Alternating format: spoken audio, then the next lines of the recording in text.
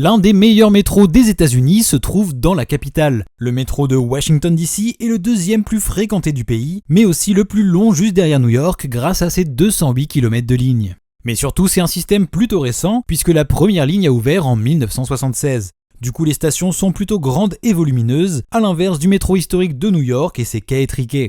Son histoire est plutôt intéressante puisqu'à la base, il était prévu de construire plusieurs autoroutes dans le centre-ville. Mais face à l'opposition massive des habitants, le projet a été modifié pour réduire la taille du réseau autoroutier et utiliser l'argent pour construire un métro. Aujourd'hui, le réseau est composé de 6 lignes, dont la plupart partent des différentes banlieues et se rejoignent sur des tronçons communs. La seule exception est la ligne rouge qui dispose de sa propre infrastructure. Ce système permet d'avoir des fréquences plus élevées dans le centre en combinant plusieurs lignes sur le même tronçon. Par contre, le principal désavantage, c'est qu'un incident sur une ligne se répercute sur tout le réseau.